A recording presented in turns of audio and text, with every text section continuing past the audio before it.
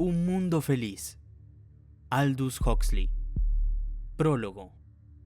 El remordimiento crónico, y en ello están acordes todos los moralistas, es un sentimiento sumamente indeseable.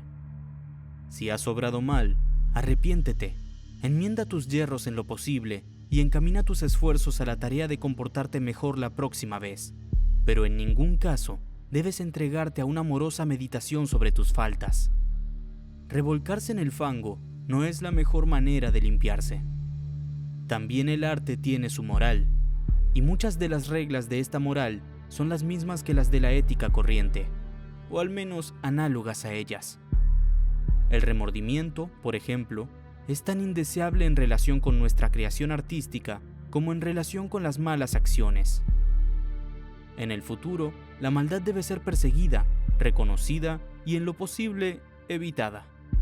Llorar sobre los errores literarios de 20 años atrás, intentar enmendar una obra fallida para darle la perfección que no logró en su primera ejecución, perder los años de la madurez en el intento de corregir los pecados artísticos cometidos y legados por esta persona ajena que fue uno mismo en la juventud, todo ello, sin duda, es vano y fútil. De aquí que este nuevo Un mundo feliz sea exactamente igual al viejo.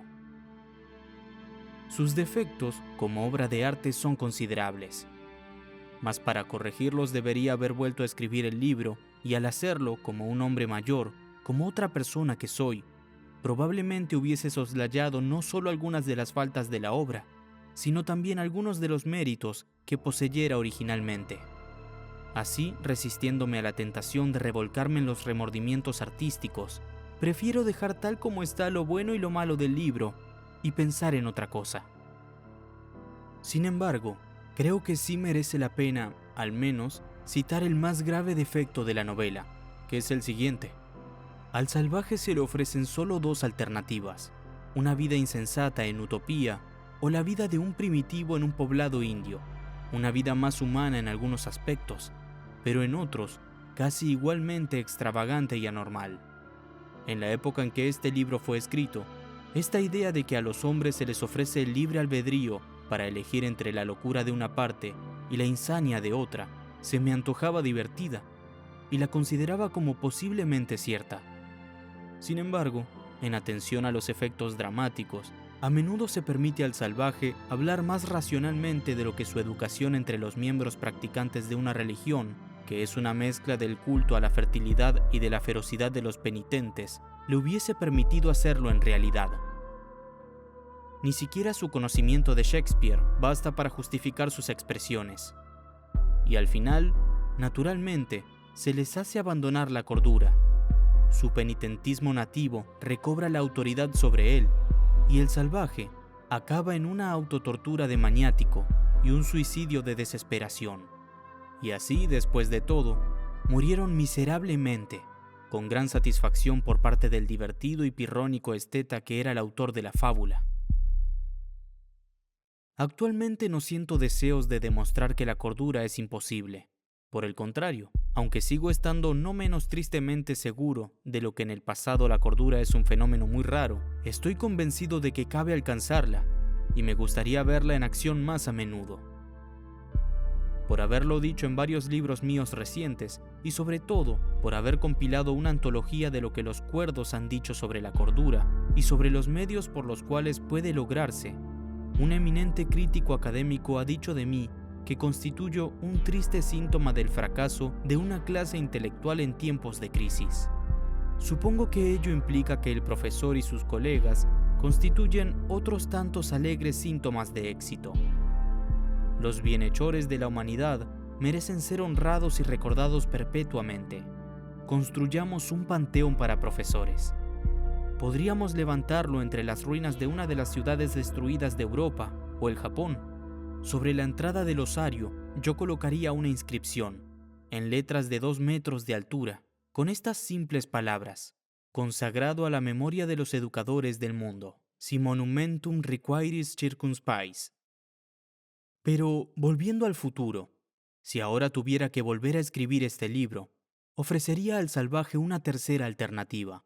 Entre los cuernos utópico y primitivo de este dilema, yacería la posibilidad de la cordura, una posibilidad ya realizada hasta cierto punto, en una comunidad de desterrados o refugiados del mundo feliz, que viviría en una especie de reserva.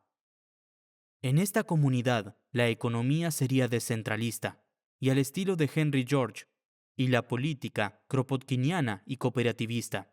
La ciencia y la tecnología serían empleadas como si, lo mismo que el sabbat, hubiesen sido creadas para el hombre, y no, como en la actualidad, el hombre debiera adaptarse y esclavizarse a ellas. La religión sería la búsqueda consciente e inteligente del fin último del hombre, el conocimiento unitivo del Tao o logos inmanente, la trascendente divinidad de Brahma, y la filosofía de la vida que prevalecería sería una especie de alto utilitarismo, en el cual el principio de la máxima felicidad sería supeditado al principio del fin último, de modo que la primera pregunta a formular y contestar en toda contingencia de la vida sería: ¿hasta qué punto este pensamiento o esta acción contribuye o se interfiere con el logro, por mi parte y por parte del mayor número posible de otros individuos, del fin último del hombre? Educado entre los primitivos, el salvaje, en esta hipotética nueva versión del libro, no sería trasladado a utopía hasta después de que hubiese tenido oportunidad de adquirir algún conocimiento de primera mano acerca de la naturaleza de una sociedad compuesta de individuos que cooperan libremente, consagrados al logro de la cordura. Con estos cambios, un mundo feliz poseería una perfección artística y, si cabe emplear una palabra tan trascendente en relación con una obra de ficción, filosófica, de la cual en su forma actual evidentemente carece. Pero Un mundo feliz es un libro acerca del futuro, y aparte de sus cualidades artísticas o filosóficas, un libro sobre el futuro puede interesarnos solamente si sus profecías parecen destinadas, verosímilmente, a realizarse. Desde nuestro punto de mira actual, 15 años más abajo en el plano inclinado de la historia moderna, ¿hasta qué punto parecen plausibles sus pronósticos? ¿Qué ha ocurrido en este doloroso intervalo que confirme o invalide las previsiones de 1931? Inmediatamente se nos revela un gran y obvio fallo de previsión. Un mundo feliz no contiene referencia alguna de la fisión nuclear, y realmente es raro que no la contenga, porque las posibilidades de la energía atómica eran ya tema de conversaciones populares algunos años antes de que este libro fuese escrito. Mi viejo amigo, Robert Nichols, incluso había escrito una comedia de éxito sobre este tema, y recuerdo que también yo lo había mencionado en una narración publicada antes de 1930. Así pues, como decía, es muy extraño que los cohetes y helicópteros del siglo VII de nuestro Ford no sean movidos por núcleos desintegrados. Este fallo no puede excusarse, pero sí cabe explicarlo fácilmente. El tema de Un mundo feliz no es el progreso de la ciencia en cuanto afecta a los individuos humanos. Los logros de la física, la química y la mecánica se dan tácticamente por sobreentendidos. Los únicos progresos científicos que se describen específicamente son los que entrañan la aplicación a los seres humanos de los resultados de la futura investigación en biología, psicología y fisiología. La liberación de la energía atómica constituye una gran revolución en la historia humana, pero no es, a menos que nos volemos a nosotros mismos en pedazos poniendo así punto final a la historia, la última revolución ni la más profunda. Esta revolución realmente revolucionaria deberá lograrse no en el mundo externo, sino en las almas y en la carne de los seres humanos. Viviendo como vivió en el período revolucionario, el Marqués de Sade hizo uso con gran naturalidad de esta teoría de las revoluciones, con el fin de racionalizar su forma peculiar de insania. Robespierre había logrado la forma más superficial de revolución, la política. Yendo un poco más lejos, Babeuf había intentado la revolución económica. Sade se consideraba a sí mismo como el apóstol de la revolución auténticamente revolucionaria. Más allá de la mera política y de la economía, la revolución de los hombres, las mujeres y los niños individuales, cuyos cuerpos debían en adelante pasar a ser propiedad sexual común de todos y cuyas mentes debían ser lavadas de todo pudor natural, de todas las inhibiciones, laboriosamente adquiridas de la civilización tradicional. Entre sadismo y revolución realmente revolucionaria, no hay, naturalmente, una conexión necesaria o inevitable. Sade era un loco, y la meta más o menos consciente de su revolución eran el caos y la destrucción universal.